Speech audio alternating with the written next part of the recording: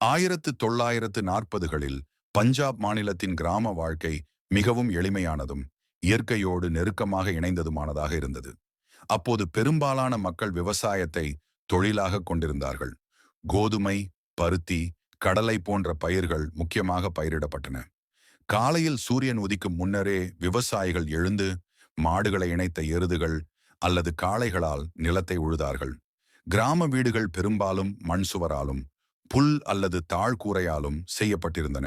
வீட்டின் முன் பெரிய முற்றம் இருக்கும். அங்கு பெண்கள் காலை நேரத்தில் கோலம் போன்ற அலங்காரங்களை இட்டனர். பஞ்சாபில் இதற்கு வித்தியாசமான உள்ளூர் வடிவங்கள் இருந்தன. குடும்பம் முழுவதும் ஒன்றாக வசித்து மூத்தோர்களுக்கு மிகுந்த மரியாதை கொடுக்கப்பட்டது. பெண்கள் வீட்டு பணிகளுடன் சேர்த்து பால் பறித்து தயிர், வெண்ணெய், நெய் போன்றவற்றை தயாரிப்பதில் ஈடுபட்டிருந்தார்கள்.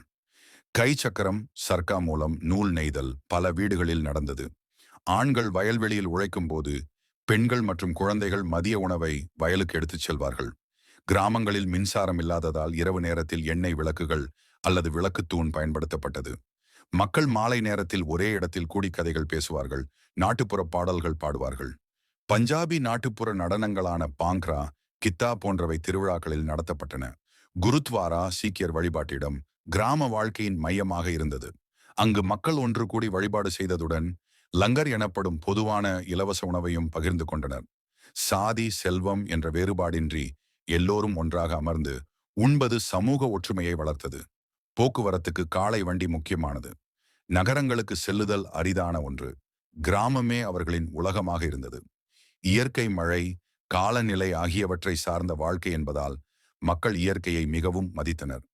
மொத்தத்தில் 1940களின் பஞ்சாப் கிராம வாழ்க்கை எளிமை, கூட்டு குடும்பம், கடின உழைப்பு, சமூக ஒற்றுமை மற்றும் பாரம்பரிய கலாச்சாரத்தின் அழகை கொண்டதாக இருந்தது.